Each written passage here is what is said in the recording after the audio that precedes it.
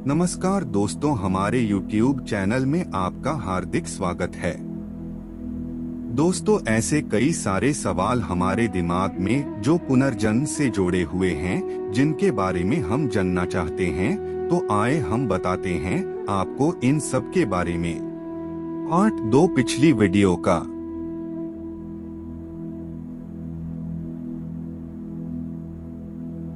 इक्कीस प्रश्न, मोक्ष की अवधि कब तक होती है?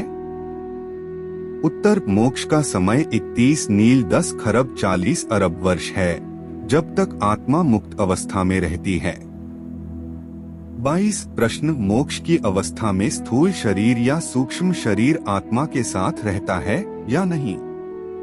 उत्तर, नहीं, मोक्ष की अवस्था में आत्मा पूरे ब्रह्मांड का चक्कर लगाता रहता है और ईश्वर के आनंद में रहता है, बिल्कुल ठीक वैसे ही जैसे कि मछली पूरे समुद्र में रहती है और जीव को किसी भी शरीर की आवश्यकता ही नहीं होती। 23 प्रश्न, मोक्ष के बाद आत्मा को शरीर कैसे प्राप्त होता है? उत्तर, सबसे पहला तो आत्मा को कल्प के आरंभ, सृष्टि आरंभ में सूक्ष्म शरीर मिलता है, फिर ईश्वरीय मार्ग और औषधियों की सहायता से प्रथम रूप में अमैथुनी जीव शरीर मिलता है। वो शरीर सर्वश्रेष्ठ मनुष्य या विद्वान का होता है, जो कि मोक्ष रूपी पुण्य को भोगने के बाद आत्मा को मिला है। जैसे इस वाली सृष्टि के आरंभ में चारों ऋषि विद्वान वायु, आदित्य, अग्नि, अंगिरा को मिला, जिनको वेद के ज्ञान से ईश्वर ने अलंकारित किया, क्योंकि ये ही वो पुण्य आत्माएं थीं जो मोक्ष की अवधि पूरी करके आई थीं। 24 प्रश्न, मोक्ष की अवधि पूरी करके आत्मा को मनुष्य शरीर ही मिलता है या जानवर का? उत्तर, मनुष्य शरीर ही मिलता है। 25 प्रश्न, क्यों केवल मनुष्य का ही शरीर क्यों मिलता है, जानवर का क्यों नहीं? उत्तर, क्योंकि मोक्ष को भोगने के बाद पुण्य कर्मों को तो भोग लिया और इस मोक्ष की अवधि में पाप कोई किया ही नहीं, तो फिर जानवर बनना संभव ही नहीं, तो रहा केवल मनुष्य जन्म, जो कि कर्म शून्य आत्मा को मिल जाता है। 26 प्रश्न, मोक्ष होने से पुनर्जन्म क्यों बंद हो जाता है? उत्तर, क्योंकि योगाभ्यास आदि साधनों से जितने भी पूर्व कर्म होते हैं, अच्छे या बुरे, वे सब कट जाते हैं। तो ये कर्म ही तो पुनर्जन्म का कारण है, कर्म ही न रहे तो पुनर्जन्म क्यों होगा? 27 प्रश्न, पुनर्जन्म से छूटने का उपाय क्या है? उत्तर, पुनर्जन्म से छूटने का उपाय है योग मार्ग से मुक्ति या मोक्ष का प्राप्त करना। 28 प्रश्न, पुनर्जन्म में शरीर किस आधार पर मिलता है? उत्तर, जिस प्रकार के कर्म आपने एक जन्म में किए हैं, उन कर्मों के आधार पर ही आपको पुनर्जन्म में शरीर मिलेगा। 29 प्रश्न, कर्म कितने प्रकार के होते हैं? उत्तर, मुख्य रूप से कर्मों को 3 भागों में बांटा गया है: सात्विक कर्म, राजसिक कर्म, तामसिक कर्म। 1. सात्विक कर्म, सत्य भाषण, विद्याध्ययन, परोपकार, दान, दया, सेवा आदि। 2. राजसिक कर्म, मिथ्या भाषण, क्रीड़ा, स्वाद लोलुपता, स्त्रियाकर्षण, चलचित्र आदि। 3. तामसिक कर्म, चोरी, जारी, जुआ, ठगी, लूट मार, अधिकार हनन आदि। और जो कर्म इन तीनों से बाहर हैं, वे दिव्य कर्म कहलाते हैं, जो कि ऋषियों और योगियों द्वारा किए जाते हैं। इसी कारण उनको हम तीनों गुणों से परे मानते हैं, जो कि ईश्वर के निकट होते हैं और दिव्य कर्म ही करते हैं। 30 प्रश्न, किस प्रकार के कर्म करने से मनुष्य योनि प्राप्त होती है? उत्तर, सात्विक और राजसिक कर्मों के मिले जुले प्रभाव से मानव देह मिलती है। यदि सात्विक कर्म बहुत कम है और राजसिक अधिक, तो मानव शरीर तो प्राप्त होगा, परंतु किसी नीच कुल में। यदि सात्विक गुणों का अनुपात बढ़ता जाएगा तो मानव कुल उच्च ही होता जाएगा। जिसने अत्यधिक सात्विक कर्म किए होंगे, वो विद्वान मनुष्य के घर ही जन्म लेगा। 31 प्रश्न, किस प्रकार के कर्म करने से आत्मा जीव जंतुओं के शरीर को प्राप्त होता है? उत्तर तामसिक और राजसिक कर्मों के फलरूप जानवर शरीर आत्मा को मिलता है। जितना तामसिक कर्म अधिक किए होंगे उतनी ही नीच योनि उस आत्मा को प्राप्त होती चली जाती है। जैसे लड़ाई स्वभाव वाले मांस खाने वाले को कुत्ता, गीदड़, सिंह, सियार आदि का शरीर मिल सकता है और घोर तामसिक कर्म किए हुए को सांप, नेवला, बिच्छू, कीड़ा, काकरोच, छिपकली आदि।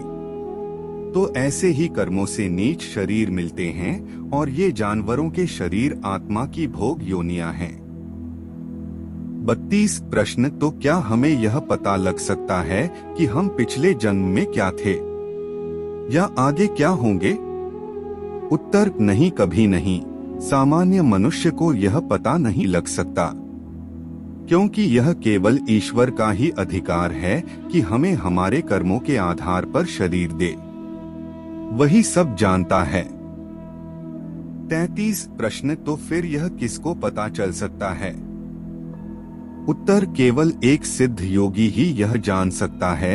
योगाभ्यास से उसकी बुद्धि अत्यंत तीव्र हो चुकी होती है कि वह ब्रह्मांड एवं प्रकृति के महत्वपूर्ण रहस्य अपनी योगज शक्ति से जान सकता है। उस योगी को बाह्य इंद्रियों से ज्ञान प्राप्त करने की आवश्यकता नहीं रहती है। वह अंतः मन और बुद्धि से सब जान लेता है। उसके सामने भूत और भविष्य दोनों सामने आ खड़े होते हैं। 34 प्रश्न। यह बताएं कि योगी यह सब कैसे जान लेता है? उत्तर अभी यह लेख पुनर्जन्म पर है। यहीं से प्रश्न उत्तर का ये क्रम चला देंगे तो लेख का बहुत ही विस्तार हो जाएगा। इसीलिए हम अगले लेख में यह विषय विस्तार से समझाएंगे कि योगी कैसे अपनी विकसित शक्तियों से सब कुछ जान लेता है और वे शक्तियां कौन सी हैं, कैसे प्राप्त होती हैं। इसके लिए अगले लेख की प्रतीक्षा करें। 35 प्रश्न। क्या पुनर्जन्म के कोई प्रमाण हैं? उत्तर हाँ है।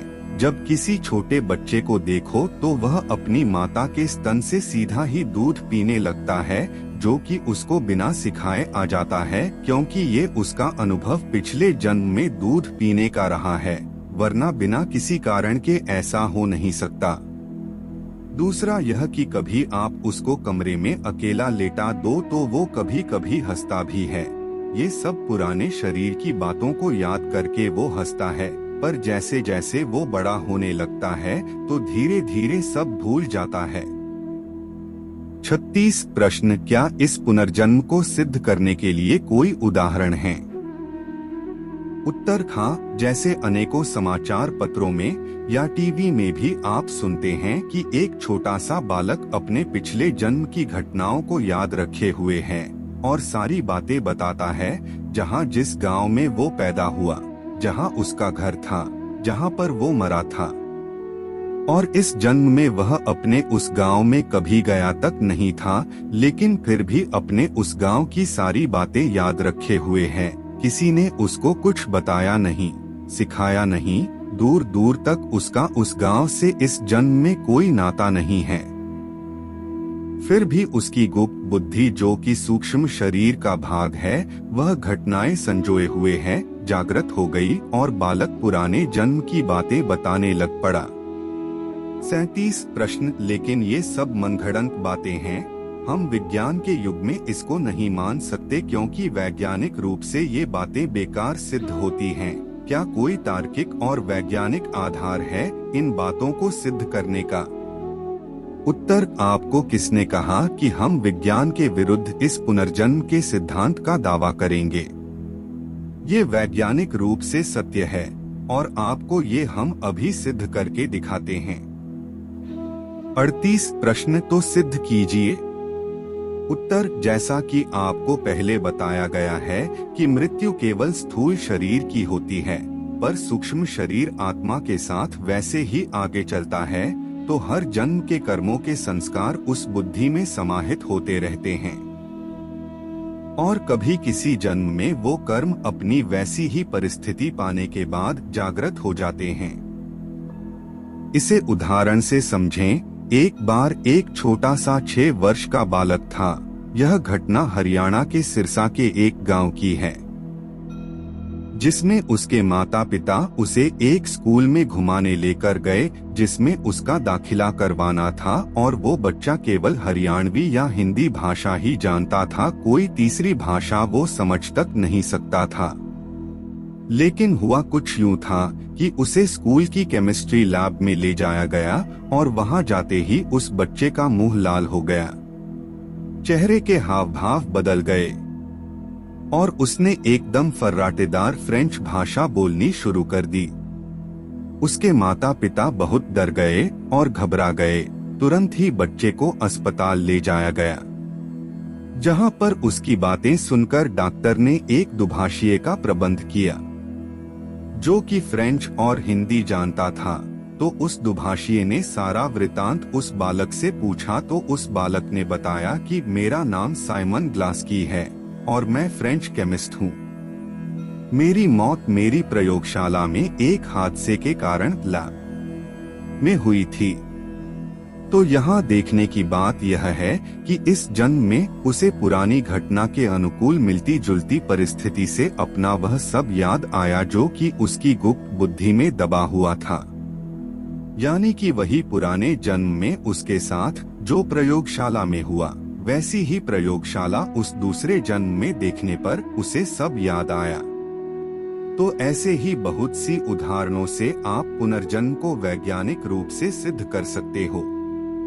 39 प्रश्न, तो ये घटनाएं भारत में ही क्यों होती हैं? पूरा विश्व इसको मान्यता क्यों नहीं देता? उत्तर, ये घटनाएं पूरे विश्व भर में होती रहती हैं और विश्व इसको मान्यता इसलिए नहीं देता क्योंकि उनको वेदानुसार यौगिक दृष्टि से शरीर का कुछ भी ज्ञान नहीं है। वे केवल मांस और हड्डियों के समूह को ही शरीर समझते हैं और उनके लिए आत्मा नाम की कोई वस्तु नहीं है। तो ऐसे में उनको न जीवन का ज्ञान है, न मृत्यु का ज्ञान है, न आत्मा का ज्ञान है, न कर्मों का ज्ञान है, न ईश्वरीय व्यवस्था का ज्ञान है। और अगर कोई पुनर्जन्म की कोई घटना उनके सामने आती भी है तो वो इसे मानसिक रोग जानकर उसको मल्टीपल पर्सनालिटी सिंड्रोम का नाम देकर अपना पीछा छुड़ा लेते हैं और उसके कथनानुसार जांच नहीं करवाते हैं। 40 प्रश्न, क्या पुनर्जन्म केवल पृथ्वी पर ही होता है या किसी और ग्रह पर भी? उत्तर, ये पुनर्जन्म पूरे ब्रह्मांड में यत्र तत्र होता है। कितने असंख्य सौरमंडल हैं, कितनी ही पृथ्वियां हैं। तो एक पृथ्वी के जीव मरकर ब्रह्मांड में किसी दूसरी पृथ्वी के ऊपर किसी न किसी शरीर में भी जन्म ले सकते हैं। ये ईश्वरीय व्यवस्था के अधीन है।